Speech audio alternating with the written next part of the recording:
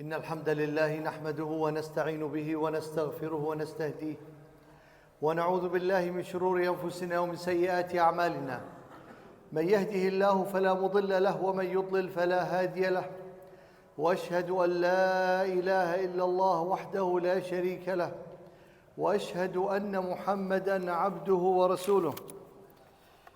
يا أيها الذين آمنوا اتقوا الله حق تقاته ولا تموتن إلا وأنتم مسلمون.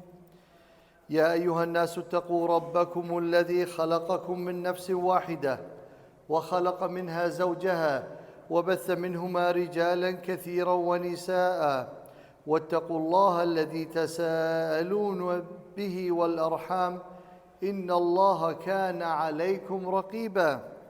يا أيها الذين آمنوا اتقوا الله وقولوا قولا سديدا يصلح لكم أعمالكم ويغفر لكم ذنوبكم، ومن يطع الله ورسوله فقد فاز فوزا عظيما.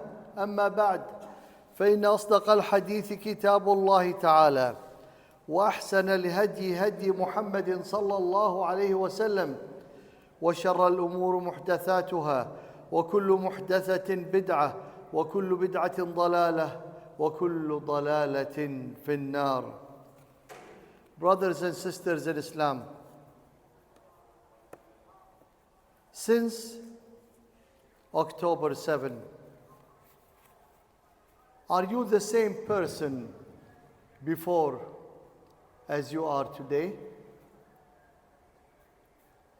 The whole world has split in two groups: supporters of good and supporters of evil, Muslims and non-Muslims also. Remember, there was a time when the world media focused on issues like the polar bears, when they said they were endangered species. And you have to be worried about the polar bears because they are becoming extinct.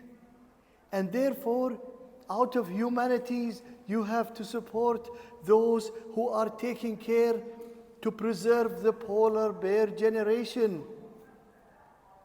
Then they tell you again about teams of men and women scholars in a distant, remote coast or island, making sure that turtles, as they lay their eggs, their hatchlings, can go into safety into the water, and therefore we can preserve, out of a humanistic point of view, these poor little creatures going back, because we have to preserve nature and we are humanity in ourselves to take care of them.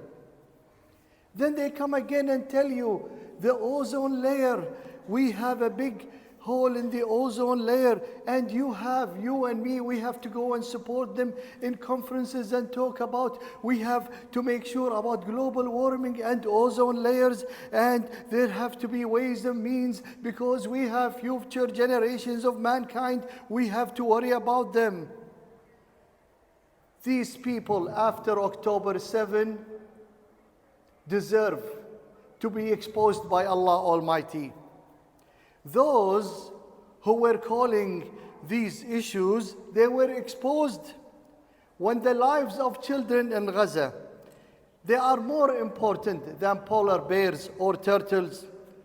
Those who were supporting the extinctions, those extinct or endangered species, stood silent. And it exposed them as they are hypocrites. When they saw the planes of the enemies of Islam bombarding our men and women and children in Gaza, they stood silent. Previously, they cared about animals, and now when human beings are killed in front of them, they are silent. This is pure hypocrisy. October 7 has exposed the world that we live in. These people, they tell you, we are supporters of the rights of the children. Tell them, yes, that showed who you are on October 7 when our children were killed, and all what you did, you were quiet. If not, you supported the bombings of Muslims in Gaza, our people. Then they come to you and tell you, you know, the women's right, the women's, those feminization movement, or the women's rights, or, you know, liberation. Tell them you are liars. Here you are, the same people. You saw our sisters and the women in Gaza being used as target practice for your weapons. And what happened? You remained quiet. Now you know what the reality of women liberalization. To them, women liberalization is that the Muslim woman should take off her hijab and those feminism movement. Where are you when you saw women in Gaza being bombarded by your own countries and weapons, and you remained quiet? If not, you supported their killing in broad daylight. And then they come to you and tell you freedom of expression. Tell them to shut up. Didn't they cut the internet from our people in Gaza to show the world what is happening to them? Didn't they suspend all these social media accounts that showed what was happening in Gaza? Where is the freedom of expression? Their freedom of expression is what suits their own mindset, or what they want you to say what is in their mind. Otherwise, you don't have a freedom of expression. And then they come to us as Muslims and tell us, listen, your curriculum of Quran in your schools of Islam, it supports violence. You know, you have to remove it. Well, that showed what kind of violence they're talking about. Gaza gave us lessons and a wake-up call to the whole world community, Muslims and non-Muslims. It has showed us that world organizations or international law is basically ink on paper, has no value. Gaza had told us that the world wishes to become blind whenever it wants to be, and wishes to become seeing and can see with their own both eyes whenever they wish to be. Aren't the children of Gaza the same of children of Ukraine? Why were the Ukrainian children exposed in the media and the media became blind about Gaza? Is it because the Ukrainians are from Roman descent? Gaza told us that if you want your right, you grab it your own hands. You don't beg for your rights. You have to fight for your rights. No one will come to you and tell you, oh, you've been so nice, very nice and kind and sweet. Here, this way will give you your right. You want something, you take it with your own bare hands. Gaza told us, me and you, to appreciate the blessings of Allah in the world around us.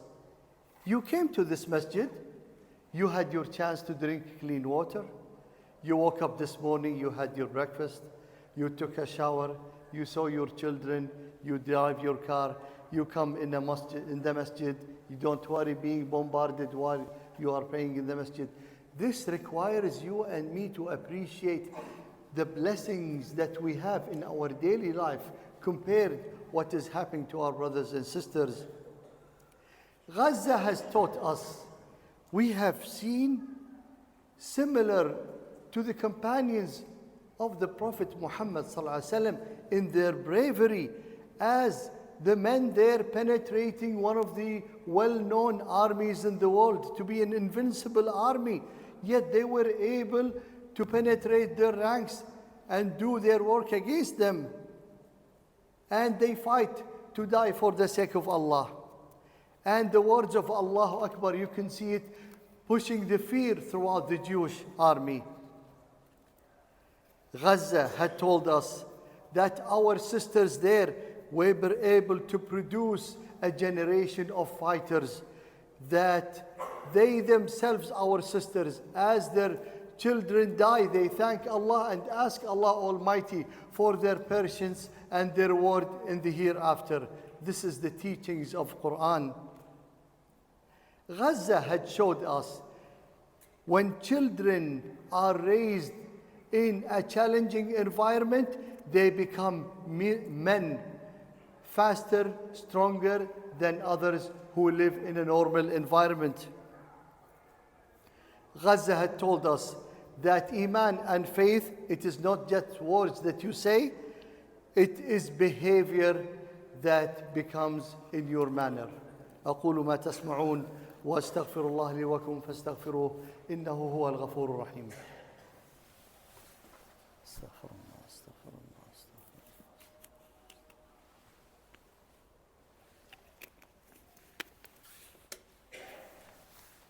الحمد لله رب العالمين والصلاة والسلام على أشرف المرسلين سيدنا محمد وعلى آله وأصحابه ومن تبعهم بإحسان يوم الدين.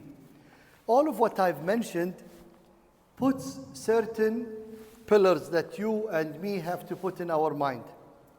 First of all, this life we live in, it's a world of test from Allah Almighty on us, in good and in bad. Allah wants to see our behavior. And Allah will ask each one of us on the Day of Judgment how we behave in hardship or in good terms, good times. Second, Allah Almighty knows who the evil is, or tyrant, or the oppressor. And Allah has a certain time, Allah sets a certain time for them to be taken by Allah Almighty. This is other than what they will face on the Day of Judgment. So the day of revenge from Allah is set by Allah, not by our short lifespan as we see and wish things to end. Third, Allah Ta'ala puts us in these situations to shake up our faith and our Iman. It's just like a lightning that strikes your faith to let you wake up and see the reality of who you are, where is your faith is, what kind of reaction. It jumpstarts your Iman in yourself. And it has split even the Muslims to supporters and hypocrites. It has showed the line immediately. Brothers and sisters, Allah Almighty controls everything in our lives. Allah Almighty is the merciful. Allah Almighty is the justice. When Allah wishes, not when we want ourselves. Our lifetime is short, yet we cannot perceive the wisdom of Allah where things go, what they end. Two things you and I have to be aware of. The most effective weapon a Muslim owns and a non-Muslim cannot touch is dua. Sincerely to Allah Almighty, to give Muslims in Gaza and other places in the world the support and the victory to see Islam on the rise again. And the second thing, to be active in supporting with money for our brothers and sisters in Gaza. I ask Allah Almighty to awaken our senses, and I ask Allah Almighty to support our brothers and sisters in Gaza and other places in the world. اللهم إنا نستودعك غزة جوها وبحرها وأرضها ومجاهديها يا رب العالمين. اللهم إنا نعوذ بك من غدر الأعداء ومكرهم في الليل والنهار. اللهم إنا نعوذ بك من فواجع الأقدار ونسألك السكينة والثبات والتمكين يا رب العالمين. اللهم انصر أهلنا في فلسطين. اللهم إنا نستودعك القدس وأهل القدس وكل فلسطين. اللهم إنا لا نملك إلا الدعاء فلا ترد دعاءنا يا أرحم الراحمين. اللهم يا ذا الأسماء الحسنى والصفات العلى قاتل الكفر الذين يحاربون دينك ويقاتلون أولياك. اللهم أنزل عليهم رجزك وبأسك يا رب العالمين. اللهم يا حي يا قيوم ثبت المجاهدين في سبيلك في جهادهم والمرابطين في ثغورهم وقر أعيننا وأعينهم بالنصر والتمكين يا رب العالمين. عباد الله إن الله يأمر بالعدل والإحسان وإيتاء ذي القربى وينهى عن الفحشاء والمنكر والبغي يعظكم لعلكم تذكرون وأقم الصلاة.